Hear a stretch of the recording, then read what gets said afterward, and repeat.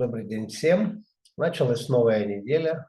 Мы находимся в нескольких днях буквально от нового месяца, от месяца Нисан. Это месяц, когда празднуется, пожалуй, наверное, самый значительный из праздников, праздник Песах, праздник исхода из Египта.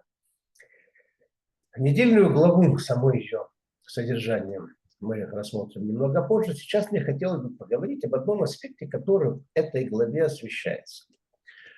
Глава называется Ваикра, и она открывает третью книгу Торы, которая также называется Ваикра.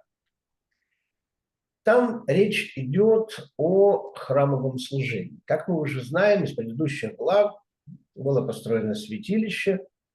Моше сделал все необходимое по слову Всевышнего, чтобы это святилище заработало, чтобы там поселилась божественность, чтобы священники, коэны могли служить там, и народ, чтобы смог туда приходить. Один из элементов служения, храмового служения, почему я говорю храмовое, ведь мы говорим о святилище, а не о Иерусалимском храме, дело в том, что это тоже храм. Единственная разница – это то, что это храм был переносной, сборно-разборный, и для этого требовали условия, потому что народу Израиля, как мы вскоре узнаем, будет суждено ходить по пустыне в течение 40 лет. Понятное дело, что капитальное строение невозможно переносить с места на место, поэтому Всевышний дал указание построить святилище, так называемый мишкан. Говорит, постройте его, и буду я обитать среди вас. Как мы уже сказали, один из элементов служения – это жертвоприношение. И то, что как раз к этому относится, вернее, один из элементов, вот о нем мне и хотелось бы сейчас поговорить. Я бы назвал это так – жертвование дров. Сразу же, конечно, возникает вопрос.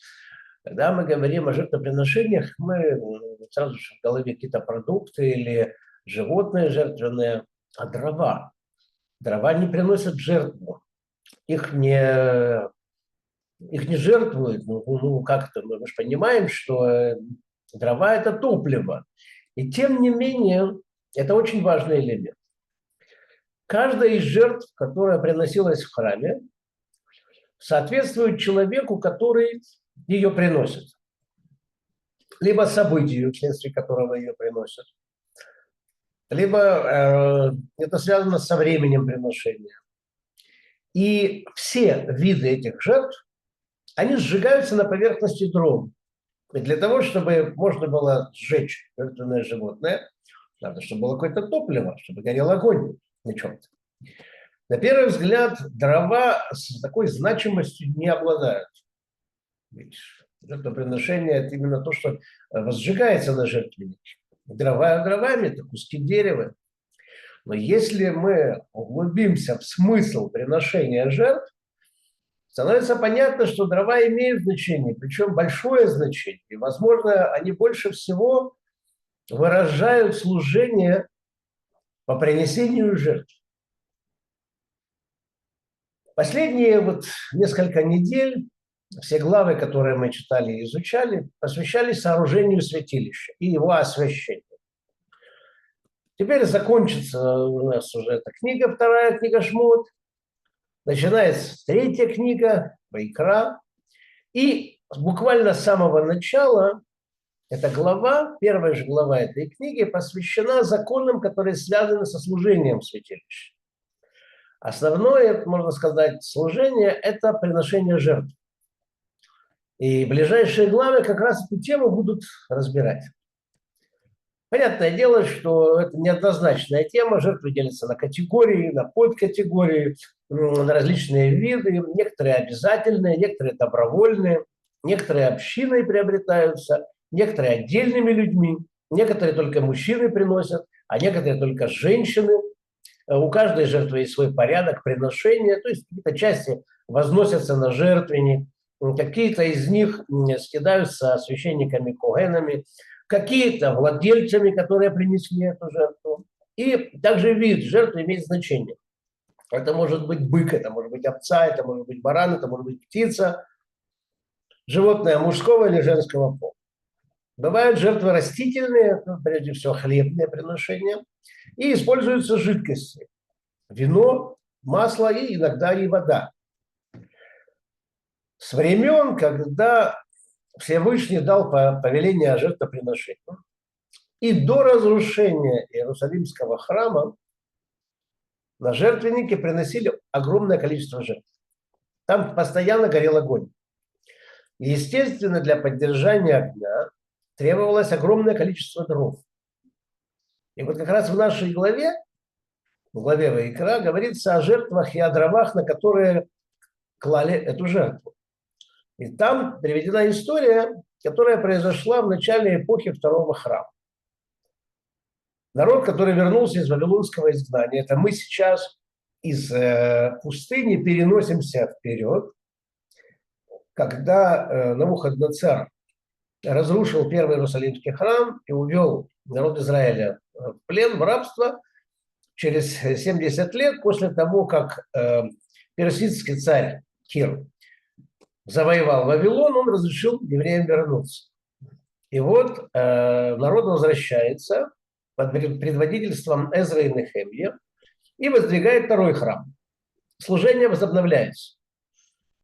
И Нехемия, это пророк, один из пророков, пророк Нехемия пишет, что щедро приносили жертвы в храме. Лидеры народа бросают жребий между несколькими семьями.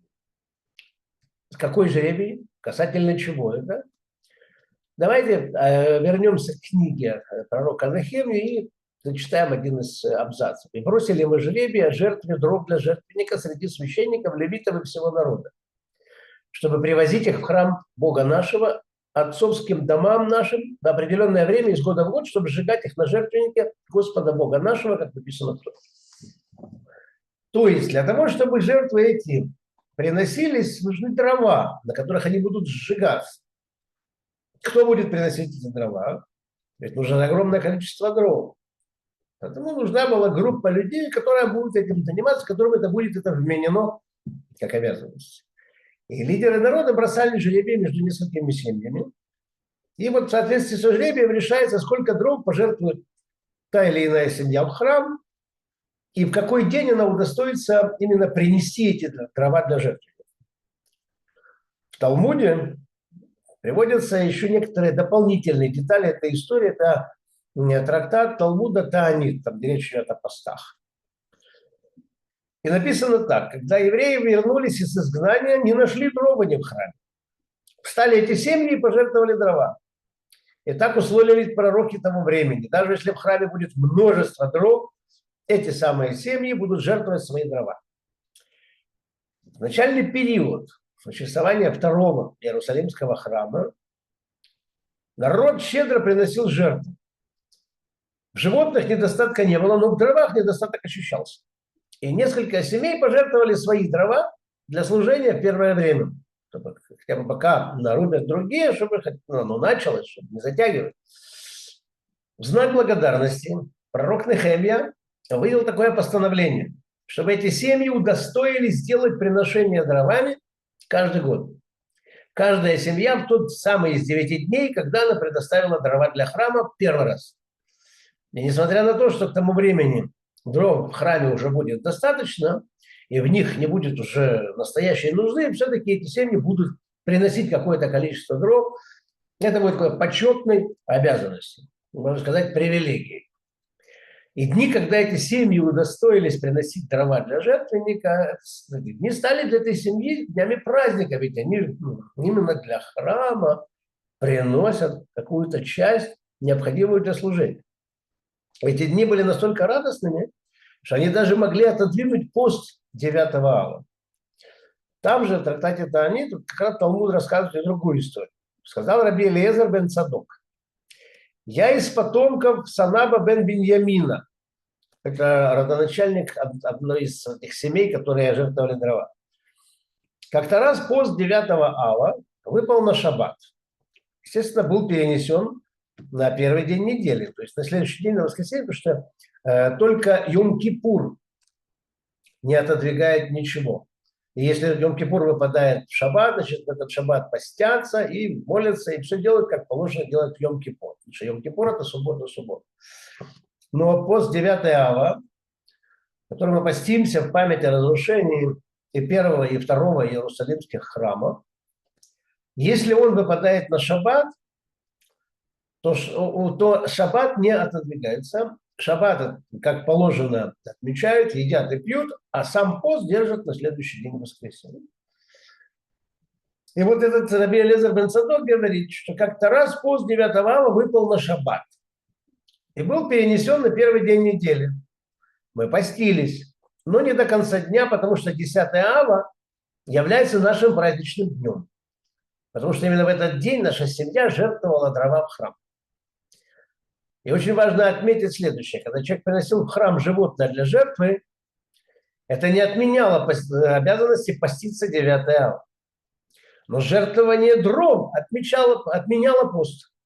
Значит, эта жертва приносит особо большую радость. То есть вот именно животное, принесенное в жертву, если есть необходимость, и сегодня 9 ава и пост, его есть нельзя. Но трава, например, как человек жертвует, его семья, когда-то она жертвует сегодня, и в этот день пост 9 ава, пост отодвигается.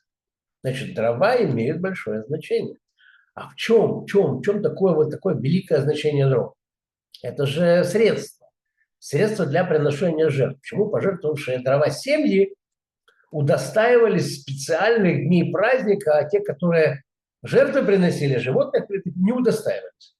Почему радость приношения дров больше, чем радость от самих жертв? В то время как дрова – это только средство служения. Почему? Это даже топливо, не более того. Любавичский Ребе говорит об этом так. Относительно жертвования дров мы находим удивительную вещь. Простите. В Мишне перечисляется 9 времен дров Когенов и народа. Как объясняет Талмуд, когда поднялись евреи из изгнания, не нашли дров в храме, а определенные семьи пожертвовали дрова для жертвенника, и поэтому постановили, что каждый год эти же самые семьи жертвовали дрова в тот же самый день, который они пожертвовали тогда в первый раз.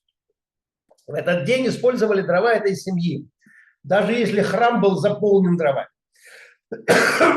Эти дни были праздником для этих семей. Был запрещен траур в эти дни, запрещен пост и совершение работы.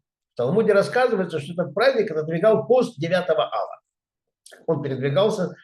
Когда он передвигался с шаббата на первый день. Так вопрос, почему все-таки такая великая радость приношения дров, что она даже отдвигает пост 9 ава?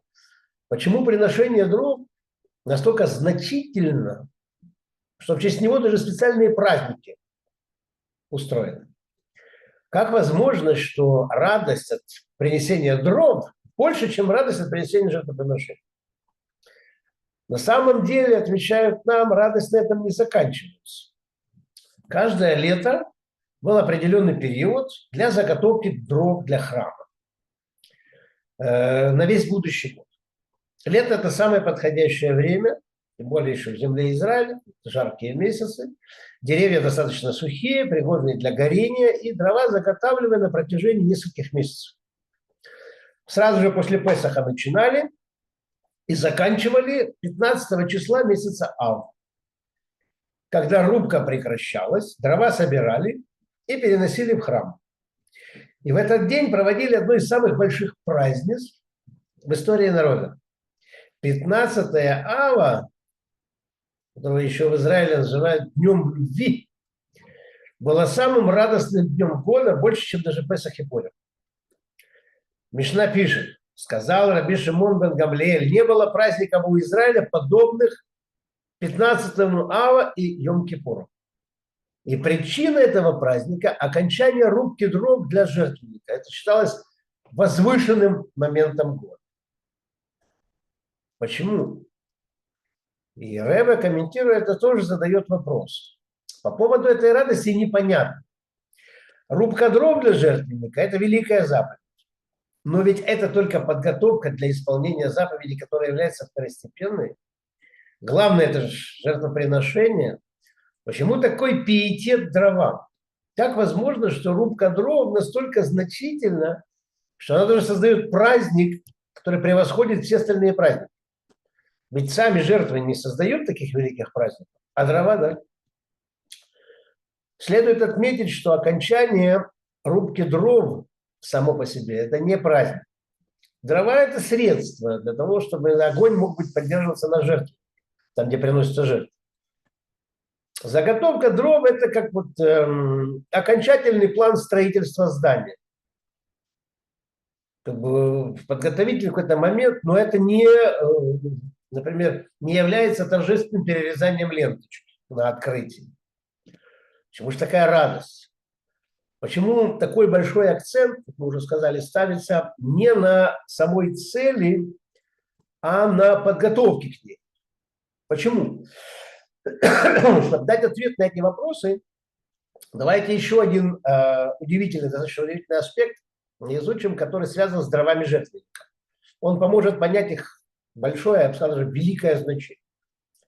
В недельной главе мы читаем, что желающий принести жертву человек может принести животное, или птицу, или муку, в зависимости от его финансовых возможностей.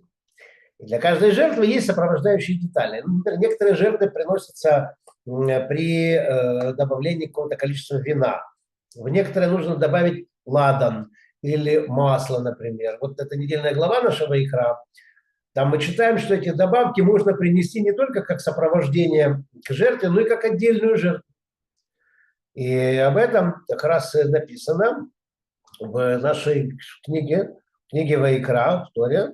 Написано так: если кто-либо принести пожелает жертву хлебного приношения Господу, то из тонкой муки будет его жертва, и взольет он на нее масло и возложит на нее ладан. На первый взгляд в стихе одно лишнее слово. Если кто-нибудь пожелает жертву хлебного приношения. Хлебное приношение – это уже определенная форма жертвоприношения. Здесь слово «жертва» еще добавлять. Можно было сказать хлебное приношение и ограничиться этим. Но мудрецы нас учат, что из этого следует закон. В жертву можно приносить и сопровождающие добавки. Они сами могут являться жертвой. То есть можно принести, например, в качестве жертвоприношения только масло, или только вино, или только ладан для жертвенника. Как пишет, опять же, Мидраш, Торат Коганим, он пишет такими словами: жертва. Отсюда следует, что человек может пожертвовать ладан. Жертва. Отсюда следует, что человек может пожертвовать вином. А откуда следует, что человек может пожертвовать масло? Сказано жертва. Далее вообще какое-то удивительное открытие. Оказывается, дрова – это тоже сопровождающая часть жертвы. Талмуд пишет так: учили мудрецы, жертва, отсюда следует, что можно жертвовать дрова. Так и сказано: бросили мы жребий, а жертвы дров. Доказательство это приводится из стиха в книге пророка Нехемии, который мы сегодня упомянули. Подношение дров называется жертвой. Получается так, что дрова – это не просто средство для принесения жертвы, а сопровождающая деталь. То есть горящие дрова – это часть самой жертвы.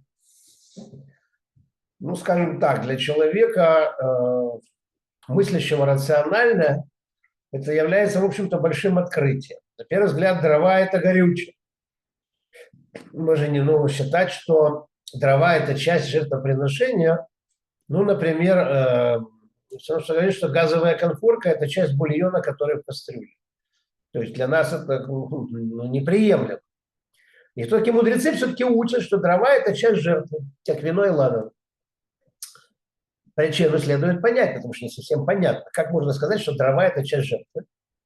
И Ребе тоже спрашивает, как дрова могут быть частью жертвы? Они помощь жертве.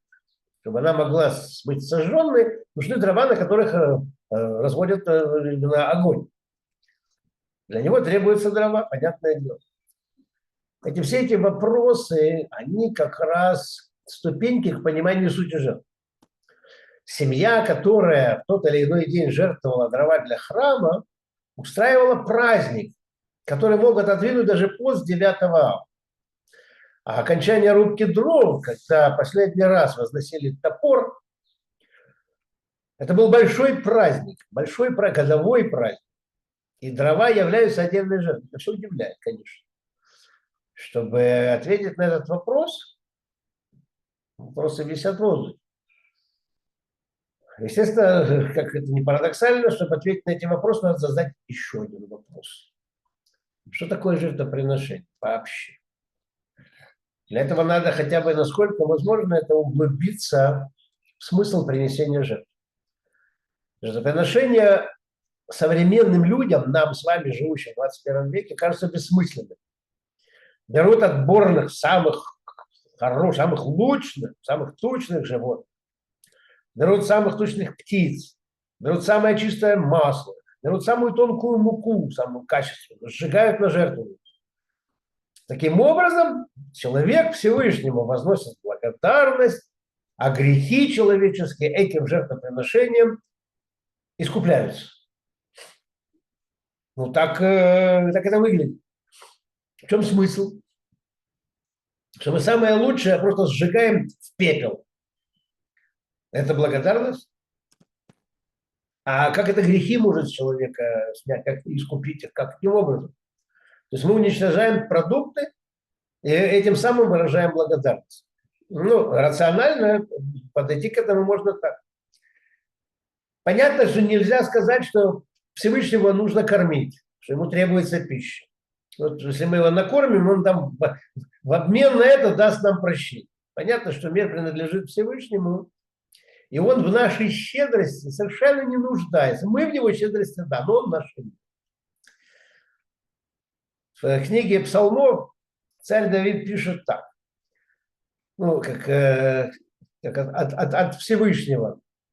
«Не возьму быка из дома твоего, козлов из загонов твоих, потому что мои все звери лесные, скот на 1000 кор. Знаю я всех птиц горных и звери полевые при мне. Если бы голоден был я, не сказал бы тебе, ибо моя вселенная и все наполняющее ее. Разве я ем мясо быков и кровь козлов пью?» То есть, как Всевышний, вот это, а именно псалмопевец здесь как бы из уст Всевышнего эти слова произносит.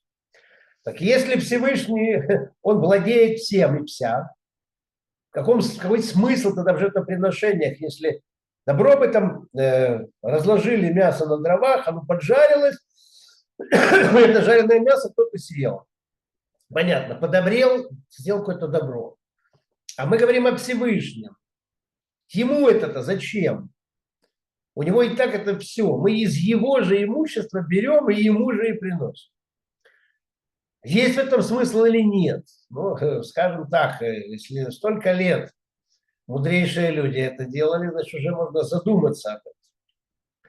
И мудрецы Торы на протяжении многих поколений объясняли смысл приношения жертв.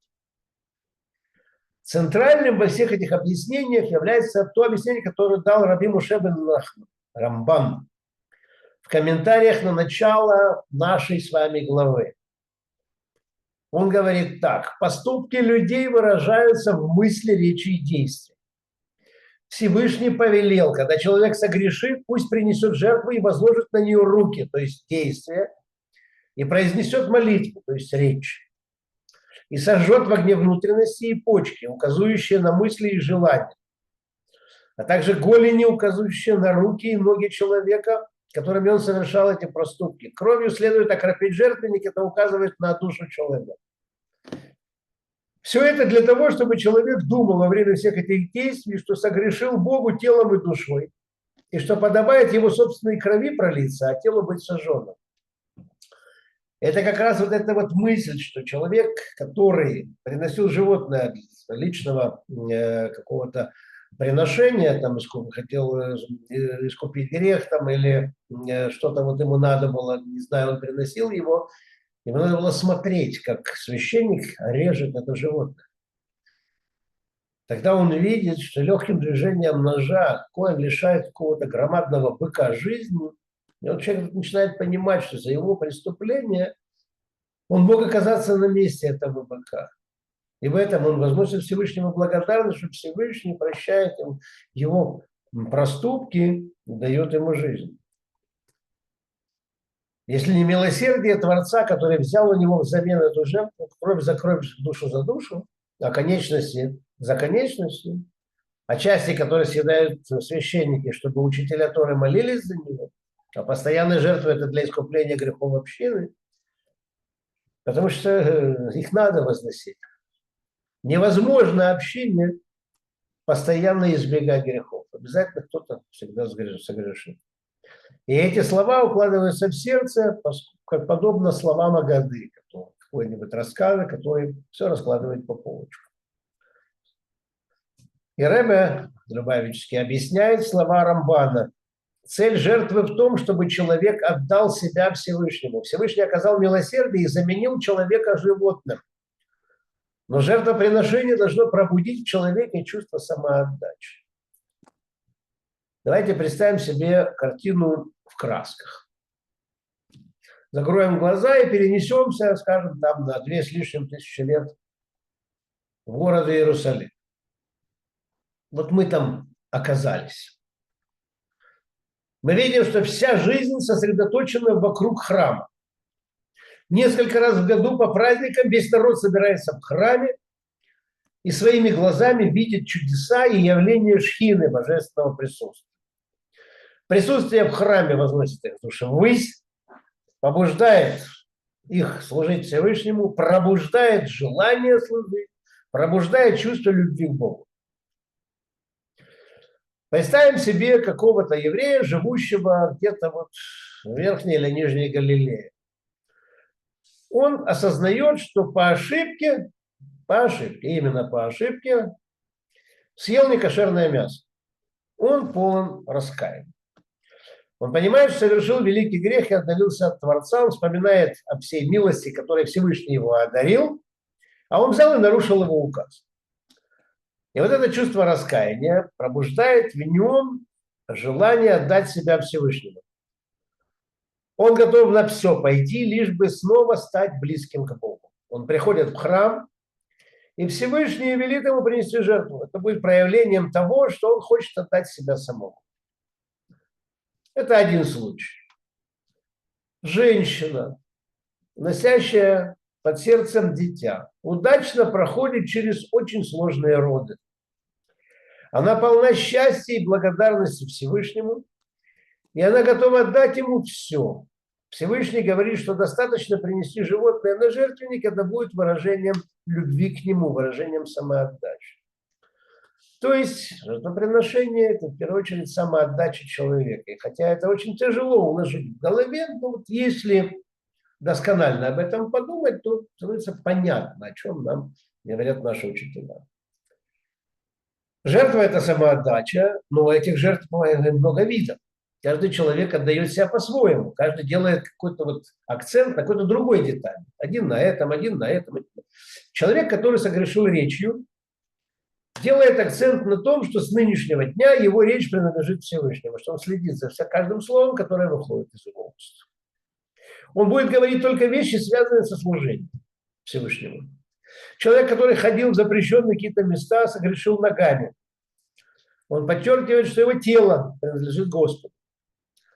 Есть некоторые люди, которые приносят жертвоприношения за грех, а некоторые благодарность за спасение, за что-то еще. Есть такое, что является общественным приношением, некоторые личными. То есть самоотдача, она может быть выражена в разных действиях, в различных деталях жизни. И у каждого по своему состоянию. Каждый, которое состояние его, способности его и его понимание. И Ребе говорит так, что вот есть разные виды жертв. У каждого из этих видов есть законы, как его возносить на жертву. Согласно объяснению Рамбана, у каждого вида жертвы есть свои законы. То есть именно они соответствуют цели именно этого жертвоприношения. Именно они, эти законы, соответствуют чувству, которое эта жертва должна пробудить человека. Части, которые он должен дать Всевышнему посредством этой жертвы, искуплению, добровольной жертвы и так далее. Помимо деталей есть еще обобщающая суть, желание приблизиться к Богу, отдать Ему все. Это может выражаться в благодарности или в раскаянии, но суть одна – самоотдача.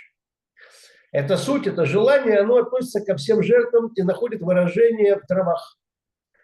Потому что дрова являются общим материалом для всех видов жертвоприношений. Все, что угодно из различных приношений, вот все сжигается на дровах. Так что вот это общий материал. Сжигание дров на жертвеннике выражает стремление человека отдать всего себя. А мясо или хлеб, находящиеся на дровах, выражают какие-то конкретные чувства или детали, которые приводят человека к этому желанию. Только здесь, видите, есть две части. Дрова, именно вот это более низкое по отношению к животному, если мы говорим о всех творениях. Есть по нисходящее, это человек, животное, растение и неживое. То есть деревья и растения, они стоят ниже на ступень, чем стоит животное. Поэтому, когда мы говорим о жертвоприношении, есть дрова, на них жертвенное животное. То есть вот нижняя часть и верхняя часть. Точно так же и человек сам по себе. У него есть его обычные, его жизненные, материальные какие-то части его, и есть духовные. Поэтому, когда мы говорим о том, как происходит порядок жертвоприношения, сначала дрова, а на них жертвенное животное. То есть человек сначала лично сам, вот как вот, что он из себя представляет, вот он именно этим пытается приблизиться ко Всевышнему. То есть мы видим, что дрова выражают человека, а жертвенное животное уже его какие-то чувства или детали. С другой стороны, говорит Рэбе, основа всех жертвоприношений в том, чтобы человек себя к Богу приблизил. Человек должен обладать каким-то чувством самоотдачи, которое должно быть общим. Оно не должно зависеть от каких-то частей или деталей человека. Это самоотдача сущности души. И в каждом виде самоотдача выражается различным способом, различными деталями. В этом как раз содержится суть дров, которые сжигают на жертвеннике, со всеми видами жертв. Они выражают общее чувство самоотдачи человека Всевышнему, необходимое при каждой жертве. Вот они обобщают это все дрова. Вот почему они так важны. А почему они выражают чувство самоотдачи, полной самоотдачи? Да потому что дрова указывают на самого человека. Именно на самого человека они указывают. И говорит Рэбе, таким образом понятно, почему дрова именно указывают на человека. Ведь как написано в книге Дворе, 5-я книга Торы, человек – дерево полевое. А дерево не выражает какую-то часть или деталь, оно указывает на него самого, на всего человека. Корни, ствол, ветви, листья и плоды. Человек весь как таковой, а не какая-то его часть. И это уже дает нам возможность понимать, что дрова – это не второстепенная, а главная часть жертвоприношения. Они основа всего. По этой причине, говорит Рэбе, жертвование дров приносило радость и давало более большой, великий праздник, чем жертвоприношения как таковые. Дрова – это не второстепенная часть, это основа. А вот почему день приношения жертв был более радостным, чем дни приношения жертв? Потому что дрова и выражали общую сущность человека. А человек – это самое ценное, что может быть. По этой причине видят в дровах не средства, а то, что дрова – это часть жертвоприношения, причем важная, цельная, самое необходимое, которое есть, которое при любом жертвоприношении говорит о том, что это делает человек, она это обобщает. И это очень важно. И вот это как раз-то и нужно помнить. Это мы с вами. И огонь, который горит на дровах, он хочет оторваться от них, но он не может, потому что без дров он не может гореть. Так взаимосвязаны наша душа и тело, и они должны быть в самом правильном, самым лучшим и самым действенным симбиозе, которым дает им возможность пребывать Всевышний.